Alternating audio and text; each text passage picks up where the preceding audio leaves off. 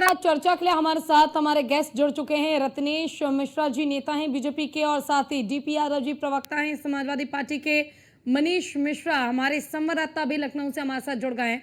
एक बार सबसे पहले तो मनीष आपका रुख करना चाहूंगी, उसके बाद अपने गेस्ट पर वापस आऊंगी। मनीष, देखिए फिलहाल जिस तरीके से समाजवादी पार्टी ने 3 विधायकों के खिलाफ एक्शन लिया, इसे एक तरफ समाजवादी पार्टी सही भी मान रही है क्योंकि बागियों को पार्टी से हटाना जरूरी था, क्योंकि घर में रहकर कहते हैं ना, घर का भेदी लंका ढाए, तो ऐसे भेदियों को बाहर निकालना जरूरी था। लेकिन दूसरी तरफ अगर बाहर की प्रतिक्रिया हम देखें तो कहा जा रहा है कि समाजवादी पार्टी का हास्य अब शुरू हो चुका है।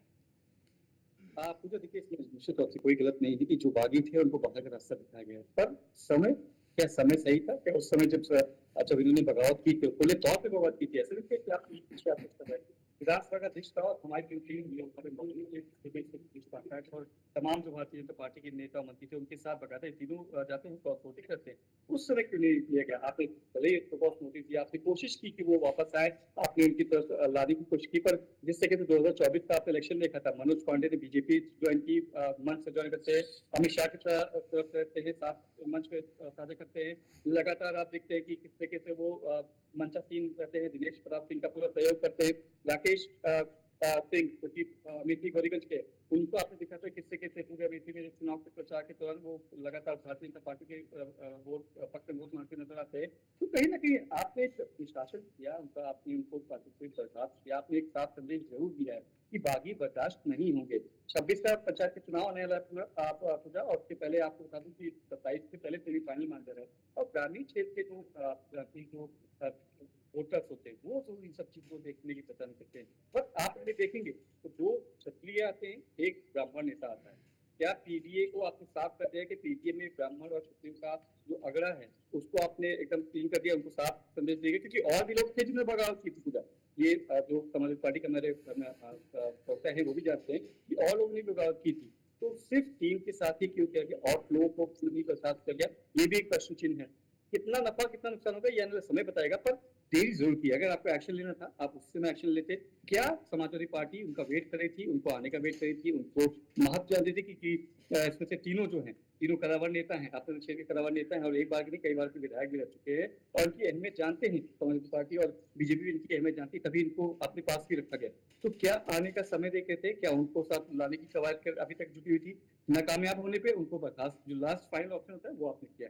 क्या इसका नफा नुकसान होगा ये आने वाला चुनाव जरूर बताएगा, पर जरूर एक डेंट है। चलिए, हमारे साथ हमारे गेस्ट जुड़े हुए हैं डीपी यादव जी और रत्नेश मिश्रा जी। सबसे पहले तो आप दोनों का भी स्वागत करना चाहूंगी न्यूज़ 1 इंडिया पर, और शुरुआत डीपी जी आपके साथ ही करना चाहूंगी। निष्कासन के साथ ही कई सवाल अब जहन में उतरने लगे हैं, खासकर कई राजनेताओं के।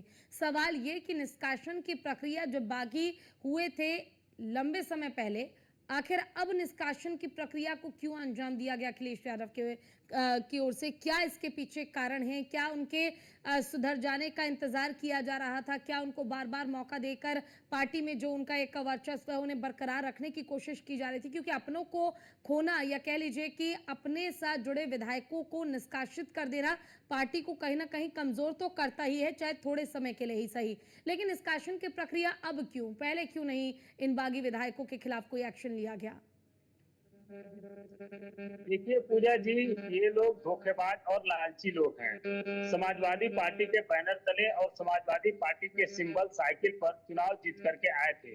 पीडीए समाज के लोगों ने इनको वोट दिया था, लेकिन जिस प्रकार से इन्होंने लालच के चक्कर में समाजवादी पार्टी के साथ पीडीए समाज के साथ धोखा देने का काम किया, वो किसी को भी बर्दाश्त नहीं हो रहा था। निश्चित रूप से समाजवादी पार्टी एक लोकतांत्रिक पार्टी है। समाजवादी पार्टी ये चाहती है कि चलिए आपसे गलती हो गई, ठीक है, लेकिन फिर भी ये लोग बार बार पार्टी की नीतियों के खिलाफ, पिछड़ा दलित अल्पसंख्यक के नीतियों के खिलाफ, लोकतंत्र के खिलाफ, इस देश के संविधान के खिलाफ कहीं न कहीं भारतीय जनता पार्टी के साथ गलवैया करने का काम कर रहे थे, जो कहीं से भी लोकतांत्रिक नहीं था। तो पार्टी ने इनको एक ग्रेस पीरियड दिया था, एक मौका दिया था, लेकिन फिर भी ये लोग तमाम तरह की बातें करते थे जो कहीं से भी अक्षम्य थी, क्षमा करने लायक नहीं थी। पार्टी ने डिसीजन लिया, इनको निकालने का काम किया। अब देखिएगा, अगर ये चुनाव लड़ते हैं तो आज मैं आपके चैनल के माध्यम से बता दूं कि इनकी जमानत जब्त हो जाएगी, कोई घोटाला नहीं है। ये समाजवादी पार्टी के बैनर से चुनाव लड़े थे, साइकिल से चुनाव लड़े थे, जाकर के विधायक बने थे। समाजवादी पार्टी ने इनको एक पहचान दिया था, समाजवादी पार्टी ने इनको सम्मान दिया था, लेकिन आपने जिस थाली में खाया उसी में छेद करने का काम किया, तो निश्चित रूप से आपका यही हश्र होगा। और आने वाले चुनाव में तो एक तो ये लोग हिम्मत नहीं करेंगे चुनाव लड़ने की, मैं आपको बता दूं। लेकिन अगर ये चुनाव लड़ते हैं तो इनकी जमानत जब्त होगी, इनको कोई पूछने वाला नहीं है। इनकी राजनीतिक पारी अब समाप्त हो चुकी है, चाहे मनोज पांडे हो या आपके राकेश सिंह हो, अभय सिंह हो, ये सब लालची लोग हैं। ये जिसने इनको मौका दिया, जिसने इनको नेता बनाया, उसके नहीं हुए तो ये किसके होंगे? मैं तो ये कहूंगा कि अगर किसी और पार्टी के साथ जुड़ रहे हैं तो उस पार्टी को भी सावधान रहना चाहिए, उस पार्टी को भी इनको नहीं लेना चाहिए। ये सब धोखेबाज लोग हैं, ये मक्कार लोग हैं। इनको चलिए जनता रत्नेश जी का रुख कर लेते हैं। जनता इनका फैसला करेगी। रत्नेश जी देखिए, जवाब भी हमने सुना डीपी यादव जी ने जो साफ तौर पर कहा कि हम मौका दे रहे थे कि भाई सुधर जाओ, अभी भी मौका है, लेकिन सुधरने का नाम नहीं ले रहे थे, एनडीए का सपोर्ट कर रहे थे। क्या वाकई एनडीए का सपोर्ट कर रहे थे और इसी कारण उन पर गाज गिर गई? आपको भी यही लगता है? और अगर एनडीए का सपोर्ट कर रहे थे तो क्या आने वाले समय में तीनों ही निष्कासित नेताओं को एनडीए का भी सपोर्ट मिलेगा? देखिए पूजा जी, आपको और साथी पैनलिस्टों को और देश की जनता को मेरी तरफ से जय श्री राम। देखिए पूजा जी, ये समाजवादी पार्टी का पूर्णतः आंतरिक मामला है और वो उस पर क्या कार्रवाई करते हैं क्या नहीं करते हैं, ये उनके राष्ट्रीय अध्यक्ष का और उनकी पार्टी का नीतिगत मामला है और वो उस पर निर्णय लेने के लिए स्वतंत्र हैं। लेकिन सबसे बड़ी बात कि समाजवादी पार्टी लगातार अपने ही कार्यकर्ताओं, विधायकों और सांसदों का शोषण कर रही है। और देखिए कि समाजवादी पार्टी के साथ जो लोग इतने समय तक जुड़े रहे, उनको अंत में क्या हश्र किया। और आज उन्हीं 3 माननीय विधायकों में से तो एक विधायक ने इनकी पार्टी के राष्ट्रीय अध्यक्ष के खिलाफ खुलकर मोर्चा खोल दिया और तमाम सारे आरोप भी लगाए कि मेरा एक्सीडेंट हुआ, राष्ट्रीय अध्यक्ष का फोन नहीं आया, मेरे साथ मारपीट हुई, राष्ट्रीय अध्यक्ष का फोन नहीं आया। तो वो तो विधायक थे उनके, वो अंदर खाने की बात ज्यादा अच्छी तरीके से जानते होंगे और शायद उनको पता होगा कि समाजवादी पार्टी के राष्ट्रीय अध्यक्ष जी किस प्रकार काम करते हैं। लेकिन ये इस कार्रवाई के बाद एक चीज तो बड़ी स्पष्ट हो गई है पूजा जी की समाजवादी पार्टी में ब्राह्मणों और क्षत्रियों का क्या अस्तित्व है, उनकी क्या हैसियत है, उनकी क्या औकात है, ये पता चल गई। क्योंकि केवल 3 सवर्ण विधायकों ने ही क्या कहते हैं क्रॉस वोटिंग नहीं की थी, अन्य पिछड़े और क्या कहते हैं दलित विधायकों ने भी की थी या अन्य समुदाय के विधायकों भी ने की थी, लेकिन उनके ऊपर कार्रवाई नहीं की गई। तो कहीं ना कहीं समाजवादी पार्टी के राष्ट्रीय अध्यक्ष ने भी बताया है कि ब्राह्मणों और क्षत्रियों तुम्हारी औकात क्या है, तुम्हारी हैसियत क्या है, ये आज तुमको हम बता दे रहे हैं। तो जो अखिलेश यादव जी पीडीए में जो क्या कहते हैं अगला और तमाम सारे बातें करते हैं, वो बस एक बेईमानी है। और जिस पीडीए की बात अभी हमारे साथी कह रहे थे, तो पीडीए का अर्थ मतलब ये नहीं होता है कि पीडीए में आपको क्षत्रिय और ब्राह्मणों ने वोट नहीं किया है। उत्तर प्रदेश की राजनीति का इतिहास रहा है कि उसी पार्टी की सरकार बनी है जिस पार्टी को ब्राह्मणों ने वोट किया है। और अगर समाजवादी पार्टी बिना ब्राह्मणों और क्षत्रियों के वोट के जीत सकती है, तो अखिलेश यादव जी एक और घोषणा कर दे कि उनको ब्राह्मणों और क्षत्रियों और सवर्णों का वोट नहीं चाहिए। अब ये तो बातें स्पष्ट हो गई। दूसरे भी मेरे साथी कह रहे थे कि क्या कहते हैं ये लोग चुनाव नहीं जीतेंगे, तो मुझे लगता है कि समाजवादी पार्टी के नेता या समाजवादी पार्टी के प्रवक्ता ये निर्धारित नहीं करेंगे कि कौन चुनाव जीतेगा कौन चुनाव नहीं जीतेगा। आपके साथ उन्होंने क्या किया क्या नहीं किया इसका निर्धारण आप कर सकते हैं, लेकिन कौन चुनाव जीत कर जाएगा कौन चुनाव हारेगा इसका निर्धारण प्रदेश की जनता करती है।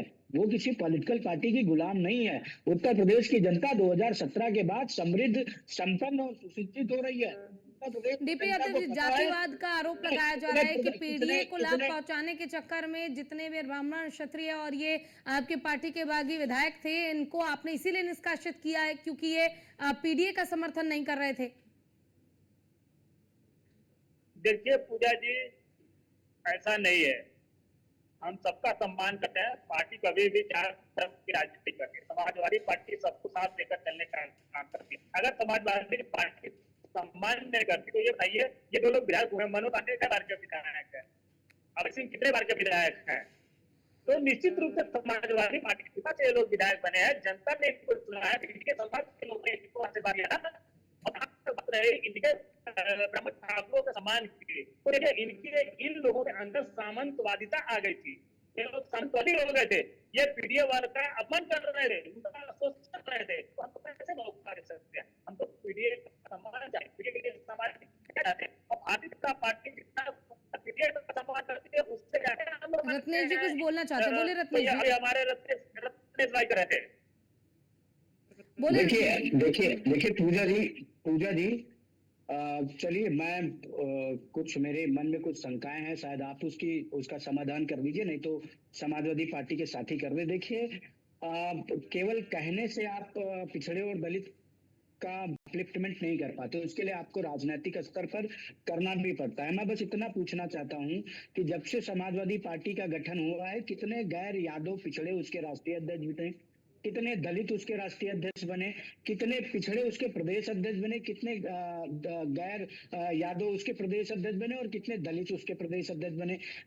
दूसरा मेरा बिंदु है कि समाजवादी पार्टी की सरकार में कितने पिछड़ों को डिप्टी सीएम बनाया गया, कितने दलितों को डिप्टी सीएम बनाया गया, कितने पिछड़ों और दलितों को कैबिनेट मंत्री की रैंक दी गई थी या उनको कैबिनेट मंत्री बनाया गया था। मंत्रिमंडल पे भी एक बार अगर समाजवादी पार्टी की, चाहे वो मुलायम सिंह जी की सरकार रही हो, चाहे अखिलेश जी की सरकार रही हो, अगर आप देखेंगे तो स्थितियां स्पष्ट हो जाएंगी। तीसरा जो बिंदु है पूजा जी की, जो जब ये लोग पिछड़े और दलित की बात करते हैं, तो मैं बस इतना पूछना चाहता हूं कि जब ये लोग राज्यसभा में सदस्य नॉमिनेट करते हैं या जब ये पिछड़ों की बात करते हैं टिकट देने के लिए, तो क्या यादव कुल या मुलायम सिंह के परिवार से ही 5 से 7 टिकट क्यों दिए जाते हैं? यादवों के नाम पर केवल एक परिवार को ही सारे टिकट क्यों दे दिए जाते हैं? क्या क्या क्या आजमगढ़ का यादव इतना क्या कहते हैं योग्य नहीं है? क्या गोंडा का यादव योग्य नहीं है? या इनकी पार्टी जो अल्पसंख्यकों की बात करती है पूजा जी, तो क्या अल्पसंख्यकों को, आजम खान जी तो इनके पार्टी के बड़े नेता थे, कभी उनको सीएम या डिप्टी सीएम नहीं बनाया, आपने उनको बना दिया होता तो हम मान लेते कि आप उनके लिए करते हैं। और ये हमारे ऊपर आरोप लगाते हैं कि हम दलितों और पिछड़ों का सम्मान नहीं करते। इस पे अरे जवाब ले पहली लेते बार हैं बोल रहे डीपी वोट यादव का जी से। करते डीपी जी नहीं, देखिए, ये आरोप समाजवादी पार्टी और कांग्रेस पे तो हमेशा से ही लगती रही है, और जो पीडीए का गठन किया गया। पूजा जी एक छोटा सा पॉइंट है, जी, पूजा जी एक छोटा सा पॉइंट है, छोटा सा। देखिए जब ये दलितों की बात करती है समाजवादी पार्टी या विपक्षी दल, तो देखिए भारत के आजादी के इतिहास में पहली बार रेलवे बोर्ड का कोई दलित चेयरमैन बना तो भारतीय जनता पार्टी की सरकार में बना। अगर कोई आदिवासी देश का राष्ट्रपति बना तो भारतीय जनता पार्टी की सरकार में बना। अगर उत्तर प्रदेश का कोई पिछड़ा दो बार उप मुख्यमंत्री बना तो भारतीय जनता पार्टी सरकार ने बना। अगर 4 से ज्यादा प्रदेशों में दलित मुख्यमंत्री बने तो भारतीय जनता पार्टी की सरकार में बने। 5 से ज्यादा प्रदेशों में पिछड़े मुख्यमंत्री बने और या पिछड़े उप मुख्यमंत्री बने तो भारतीय जनता पार्टी की सरकार में बने। हमने केवल उनको कहा नहीं है, हमने उनके अपलिफ्टमेंट के लिए काम किया है, हमने उनको राजनीतिक प्रतिनिधित्व दिया है, ताकि क्योंकि बाबा साहब भीमराव अम्बेडकर का मानना था कि जब तक आप दलितों और पिछड़ों को राजनीतिक रूप से भागीदारी नहीं देंगे, उनको राजनीतिक रूप से सशक्त नहीं बनाएंगे, तब तक उनका सामाजिक और आर्थिक उत्थान नहीं हो सकता। हमने क्या, इन्होंने कब किया ये भी बताते हैं। अरे एक पार्टी से ही मुख्यमंत्री है, एक परिवार से ही मुख्यमंत्री है, एक परिवार से ही राष्ट्रीय अध्यक्ष है, एक परिवार से ही सारे सांसद है, और ये लोग बैठकर यहाँ पर टीवी पर बड़ी बड़ी बातें करते हैं। चलिए अब इसका जवाब तो ले लीजिए रत्नेश जी, जनता पार्टी है। समय भी बहुत सीमित है हमारे पास, अगर इतना लंबा सवाल हो जाएगा तो वो जवाब ही कहाँ से दे पाएंगे। डीपी यादव जी बताइए, देखिए पिछड़ा, दलित और अल्पसंख्यक, ये परिवार डेवलपमेंट अथॉरिटी आरोप है सीधा बीजेपी का। परिवार उसी सवाल के सवाल को धैर्यपूर्वक ना आगे जवाब दें। देखिए भारतीय जनता पार्टी पिछड़े दलितों की कितनी इज्जत है ये पूरा देश जानता है। भारतीय जनता पार्टी के जो भी फैसले होते हैं वो इनके नागपुर में बैठे हुए आरएसएस संघ। चलो ठीक है, आप सभी का बहुत बहुत शुक्रिया अपना कीमती समय हमें देने के लिए, हमारे साथ जुड़ने के लिए।